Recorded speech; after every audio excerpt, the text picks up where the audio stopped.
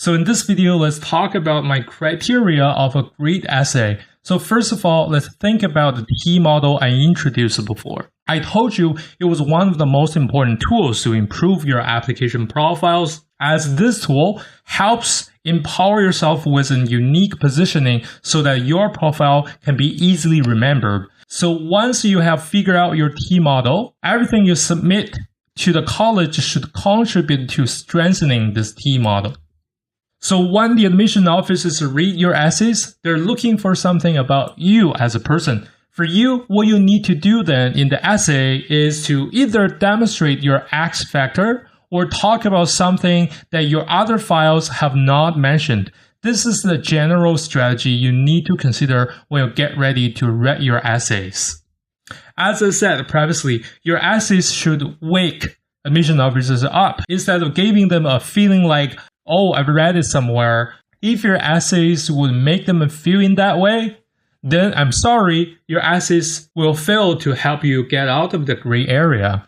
So to help my students revise their essays, I developed the criteria. As you can see, there are 4 items in this criteria: story, insight, personal qualities, and style. Now I'll break them down and explain each factor one by one. First of all, story. So in your essay, no matter you use one big story or several anecdotes, you should ask 2 key questions when considering what stories to choose. First one, whether the story is attractive and whether the story unfolds in a non-cliched way. Second, whether the story impacts you in an emotional way, while the takeaway of that story or experience can be translated into other fields in your life. So basically speaking, your story should not that boring or cliched, and that experience could also impact you on a deeper level. So, if you can find stories of that kind, then try to put it in somewhere in your essay. Okay, so then the second factor is the insight. Admission officers would like to see your personal qualities from the essay. So if your essay only tells a good story without reflecting on that experience or revealing some of your vulnerability, it fails to convey much useful information.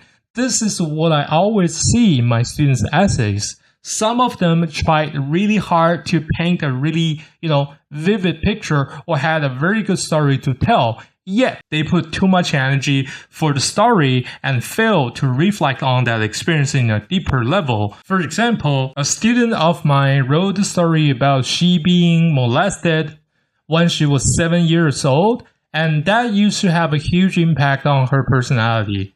This is a really, really good story to share, right? But when I was reading the first draft, I found nothing about reflections or her thoughts and feelings apart from the story itself. This is a very common problem in many essays I've read. So if you think from the admission officer's perspective, they're going to need more information to know more about you. They may want to know things like, okay, then so what? So you were molested when you were little. Then how did this experience impact you? And they may also have some questions like, did you try to fight against the negative thoughts and did you overcome the challenge? Or they may have questions like, how can this experience be meaningful for your future? Well, you see, purely focusing too much on your story doesn't make sense. You should let other people know about you. Many of my students made the mistake that they tend to describe themselves as a perfect person who can do no wrong, as they thought that colleges would love to admit a perfect person. Well, this is not quite the case. First of all, we all know that no one is perfect. So trying to describe yourself as a perfect one doesn't work. What the admission officers want to know is the unique you. They hope to find something interesting about you, and they want to admit a person who has their own hobbies, strength, and of course, weakness. So by hiding your vulnerability or your weakness from them will only make your essay less worth reading. So that's why when you begin to prepare your essays, do ask yourself, what can I learn from that experience? How it can help me in the future? What did I learn about myself from that experience? And what do you think about that experience? Whether the essay reveals my vulnerability so that they know about me in a deeper, insightful way. Okay, so moving on to the third factor. This third factor of defining a good essay is the showing of your personal qualities. A simple way to evaluate whether you have done so in your essay is to try to name 3 to 5 personal qualities from the essay, or ask yourself or your parents and friends to describe what kind of person they think you are after reading your essays.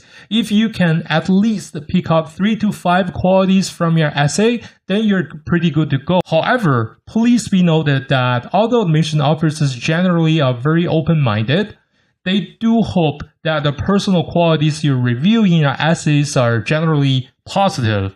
You can have some negative thoughts for sure, but in the end, you need to also tell us that you're working hard to get rid of that kind of negative thoughts. For example, a student of mine used to tell me a story that she hates her school and her math teacher, as during her 7th grade, her math teacher was bribed by another parent and switched her math final grades with another students in the class. That has both hurt and surprised the student very much, as she told me that her school was one of the most prestigious high schools in the region, and she never thought a teacher in such a good school should do things like that.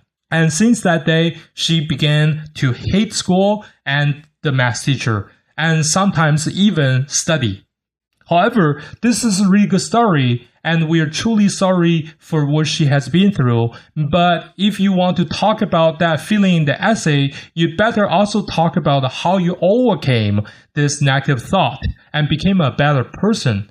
Okay, for another example, there used to be a student who wants to show how he's funny and use a story in which he made mischief by hiding his roomie's Bible without telling him. Let's say this story doesn't give me an impression that he's funny at all, and even made me feel that he's a little bit annoying. So please think carefully about what kind of personal qualities you would like to show and how to show them properly.